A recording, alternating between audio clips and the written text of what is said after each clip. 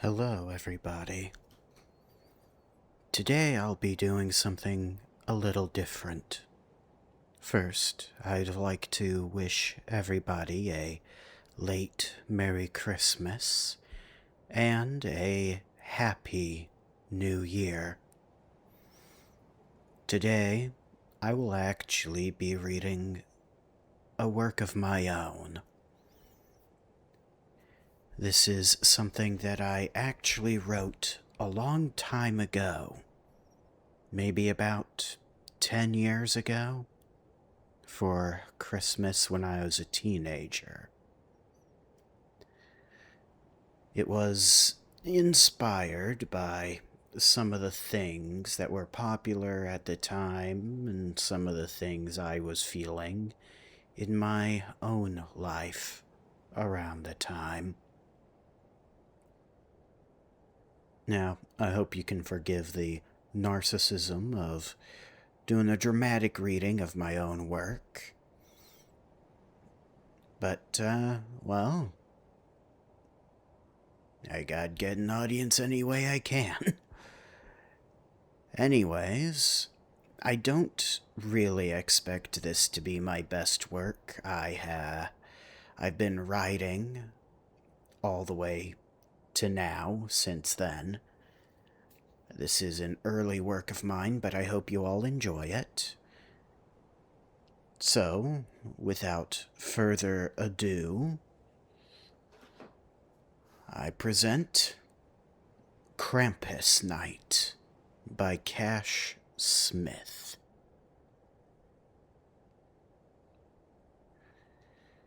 Winter began to form its chilling grasp upon the land in late December. The birds had all gone south and the bears had gone into hibernation. As fresh snow fell, the forest was quiet enough to hear the crunching footsteps from the other side. The boy lived with his parents and sister in these woods. Their wooden house kept them safe from the elements. The boy liked to play tricks on his sister, and on the day before Christmas, he thought of his meanest trick yet. A few days before, their uncle came to visit from town and gave their mother presents for the children. The boy watched in secret and saw his mother place the boxes of gifts under the tree. The boy just couldn't resist, and when her back was turned, he took a peek. It was a wooden toy soldier for him, carved by his uncle, and a handmade doll for the sister, made by their auntie. He took the doll and hid it outside in the woods, so when Christmas morning came, she would get nothing, and only he would have a present. He carefully took the doll in secret and went into the woods. He buried it in the snow under a tree far from the house, but close enough to still see his home, as he was afraid of going too far in the forest. He felt great pride in knowing that he would get away with the act. He felt invincible. That night, he went to sleep with a snarky smile on his face. As he slept, the window opened. The freezing air woke him up, and he simply closed it before going back to sleep. He opened again, and he closed it again. This time, making sure that the latch was locked. It happened a third time, and in his frustration, he took a half log near the living room fireplace and placed it on the windowsill to keep it shut. Just a few minutes later, he woke up with the window open, the wind hissing, and the log placed flatly at his feet on the bed. The boy was terrified and almost yelled for his mother and father, but remembered the times he had been punished for crying out when scared by his own imagination. As he sat silently for the next few moments in the freezing darkness, he felt a power chirping whispers in his ear. "The window," they said. "You'll get your gift at the window." As if on instinct, the boy stood up and walked toward the chilling windowsill, looking into the shining white of the snowy forest. The boy thought of all the many folk characters who are said to inhabit such places. Jack Frost was the trickster. Old Man Winter was always grumpy because he is chased off by spring. And Father Christmas, who brings presents to all of the boys and girls. He wondered if he would see one of them tonight. Just then, he noticed a fully wrapped gift box sitting on the windowsill right in front of him. He was shocked, as it was not there just seconds before. With a trembling hand and the hushed voices egging him on, he began to open it, very slowly. The second it was open, he was no longer looking downward at the box, but looking up out of it. He saw his headless body begin to flail about, trying to reach on its shoulders for the head that wasn't there. The boy tried to scream, but he couldn't make a sound.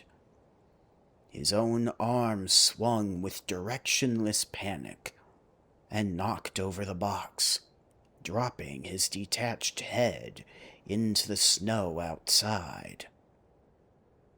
He could see nothing but white, feel nothing but cold, and he was trying to wake himself up from what he assumed to be a nightmare.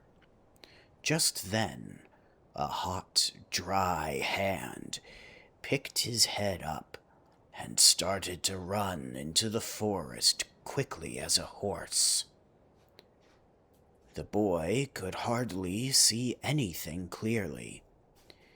He could feel his body being shaken around in what felt like a prickly, itchy sack. He then tried to cry out in pain with every tree and rock his body hit along the way. But he could not. After a while, his head was placed squarely upon a tree stump, so he could finally see what had befallen him. It was the horrid visage of a strange, animal-like man in the pale moonlight. Its elongated face was stretched out into an unnatural proportions, like a parody of the human form. Its brown fur almost seemed red from the spots of frozen blood. It chuckled at the boy as it took the burlap sack from upon its shoulders and dumped out his headless body. The boy saw a severed arm with no fingers fall out with it. The creature scooped it up with urgency, once noticing its mistake, and shoved it back in, whispering to the boy, "Oops, that's for later." The boy's body stood up in the snow, but still wandered around aimlessly, without his head. The beast looked the boy in the eyes and asked, "Do you know who I am?" The boy could merely mouth the word "no." The creature leaned in closer and said in its hollow voice, "No! Naughty little boy, I'm the Krampus, who punishes the bad children who are of age on Christmas Eve." Tears ran across the boy's face, and he silently tried to beg for mercy. The Krampus laughed, sounding like a dying goat, and picked up his head. It looked at him with its sunken, fiery eyes. "I have no mercy, but I'm not here to kill you on your first offense. Santa Claus is waiting at your house as I speak. Retrieve your sister's doll and give it to him before sunrise, or else."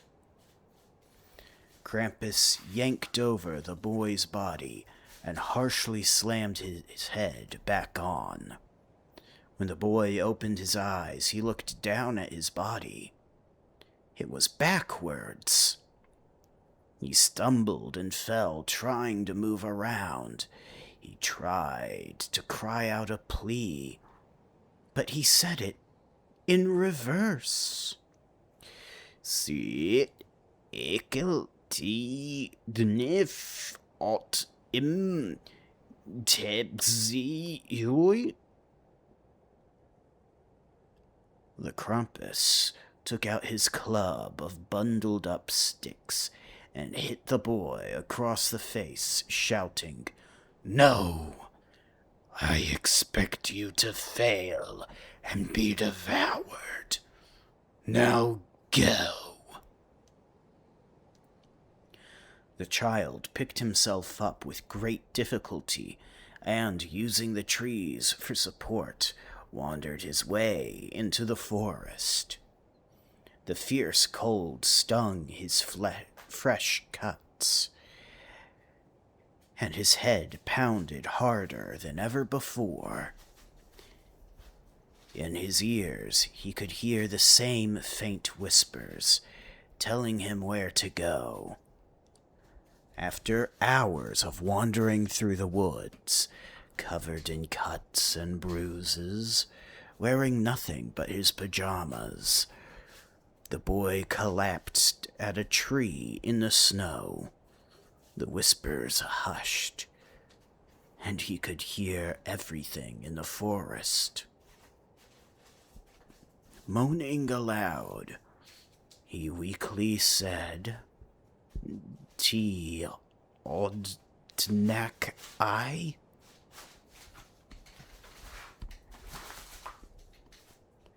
The boy looked up at the shadowy trees from whence he came.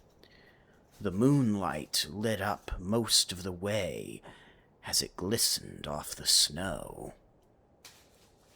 But the denser areas were still a void of uncertainty and dread.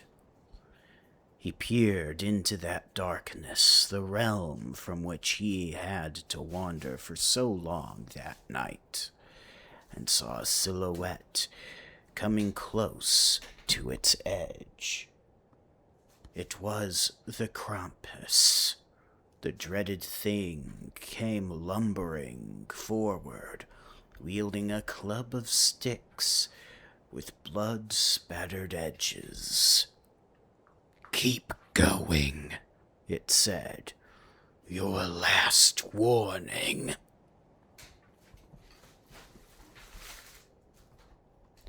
The boy panicked and stumbled to run as best he could, going backwards. He tripped several times. Each time he fell on his face and had to turn around to get back up. Every time he saw the Krampus lurch closer. That gives him the adrenaline push he needs to keep moving forward despite exhaustion. The whispers were saying this way and that way, but he just focused on escaping. From the distance, he could see the faint glow of his home. He clumsily rushed to coordinate himself with his backward head and began in that direction. He attempted pleading, "Blit, ratum, ratuf, ratsis." The only response heard was the Krampus's chuckling. As he approached, he could see St. Nicholas on the roof with his sleigh of reindeer. He watched as he took his sack of gifts and jumped through the chimney. Clearing the trees, he heard the whispers say to turn back. He ignored them and rushed to the door. He tried in vain to open it. Knock, bang, shout. No one came to open it, not even the jolly gift-giver inside. Looking back at the monster, he knew that he would soon be doomed. Giving up all other ideas, he followed the whisper's instructions. Desperately, the child ran back into the woods, tripping and crying. He let the whispers guide his way. At the trunk of a tree he came. Struggling to dig with backwards view, he relied on feeling around. It was fruitless as his hands were numb and bleeding on the rocks and roots. He turned his head around and saw the now bloody doll. He grabbed it and shouted, "See-ti, eret? Did I? See-ti, eret?" Immediately, the Krampus snatched him up and dumped him in his bag. After a rather bumpy ride, the boy heard a deep, friendly voice speak. "Krampus, he did it. You know the rules." "Oh, come on. He ran right past at first. He's bad. Just let it happen." "Put him back. There's always next year." "Fine." Just then, the boy woke up and rushed to the living room. Eager to see if it was real, he watched as his sister took the doll out of its box. It was fine. It was a dream. He walked in to greet his family. His sister looked and shrieked. They all seemed shocked as he happily proclaimed, "Samtsurik Irem." The end. Okay, well, as I said, that was a much earlier story of mine. I think the gimmick of the backwards talk kinda got in the way a little bit. but I was experimenting back then. As I was trying to record this, my cat came in the room and wouldn't stop trying to mess with stuff. I'm not sure if you could hear that. But, anyways, I hope you enjoyed the story. It was a little darker, actually, looking back on it, than I had remembered. And I'm not sure that I gave the main character enough character to really make his character arc go through. I didn't even give him a name because I was trying to go for more of a old fairy tale type feel. But yeah, that was Krampus Night by Cash Smith. And I thank you all for listening. I wish you a happy new year. I'm currently recording this on the 2nd of January. But, thank you for listening, and I hope you return. I have a new mic, so I hope to be making more content, and as soon as I get a working camera, maybe more content with my avatar, Count Victor. But anyways, thank you again, and I don't have an outro, so I hope to see you later. Bye.